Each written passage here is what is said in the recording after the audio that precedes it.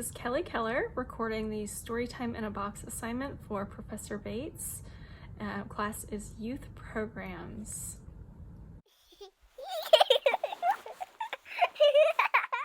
For my first Storytime in a Box, I am doing a Laugh Out Loud theme. The first book is Dragons Love Tacos by Adam Rubin. The second book is I Am Not a Chair by Ross Barag.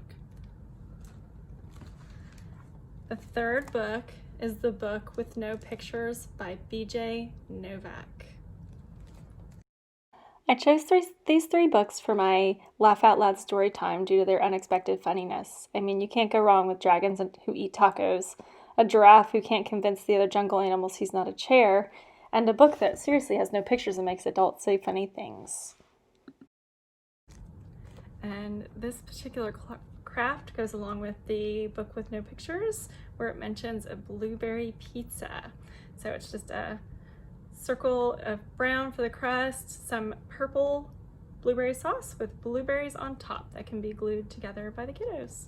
So for the second craft to go along with the Laugh Out Loud story time, I have a giraffe coloring page to go along with I Am Not a Chair. I love that it has the G for giraffe on here, so it really helps these younger preschool kiddos with their letter recognition.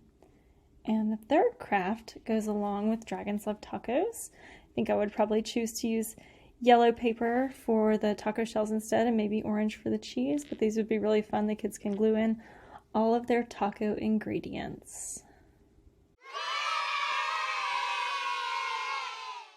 For my second story time in a box, I will have a moose theme. First book is Making the Moose Out of Life by Nicholas Oldland. Second book is Ernest, the Moose Who Doesn't Fit by Catherine Rayner.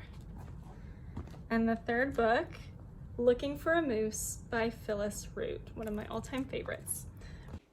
I chose these three moose books for my moose theme for preschoolers. Just because of their fun friendship themes and exciting forest creatures. Moose are very foreign to us here in Texas, so I think it's really fun for the kids to get to see animals they don't see often.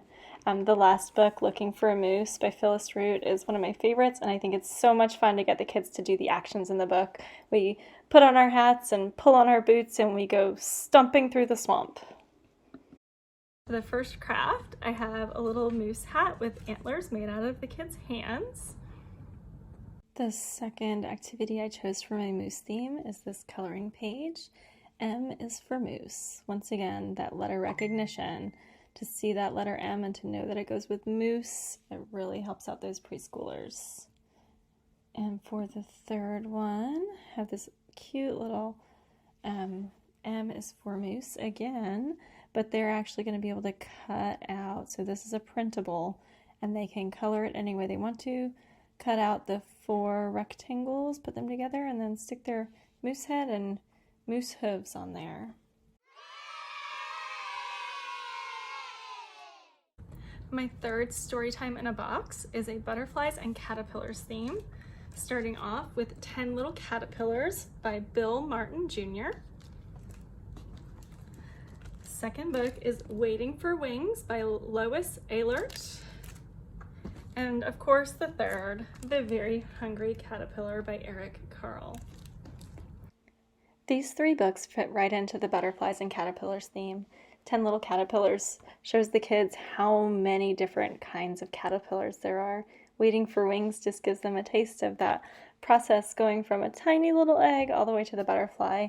And then The Very Hungry Caterpillars, of course, just a childhood staple and just puts a fun spin on the life of a caterpillar.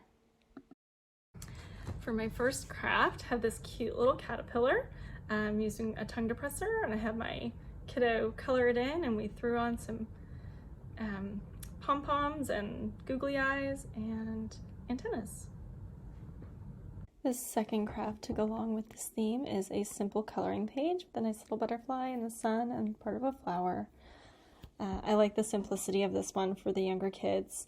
There's larger spaces for them to color in and not too much detail. And for the third craft to go along with the butterflies And Caterpillar's theme is a cute little butterfly craft. I love this, it's pretty simple.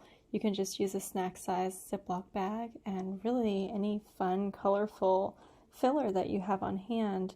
They can decorate the clothespin using a marker to color it. Some nice little pipe cleaner antennas, and you just clip it right in there and they're good to go. My fourth story time in a box is a dog's theme with the ever popular Bark George by Jules Pfeffer as the first book. The Perfect Dog by Kevin O'Malley. And the third book, Ralph by Lois Ehlert. I have to say, picking the perfect dog book is hard. There are so many. These three are ones that my kids always enjoyed when they were younger. Bark George always gets the laughs. It's very unexpected. The Perfect Dog is fun because there's lots of comparisons about size and shape and color. And then Ralph, it's cute for the kids to think of the different barks that a dog has and what they might mean. The illustrations are also really fun in this book because they're just piecemealed shapes put together, which is what inspired the craft.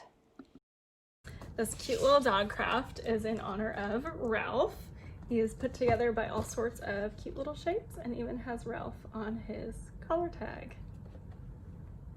Second craft for my dog theme is this cute little color printable, and there's that letter recognition again. D is for dog. I would most likely cut out the ear, mouth parts, collar ahead of time, and the D is for dog would be printed on a separate sheet of paper. Once they color their D and cut it out, they could glue it on there and decorate it up like a dog. And to go along with The Perfect Dog by Kevin O'Malley, I found this great group of free coloring sheets with all these different dog breeds. So that just fits right in with the theme of that book.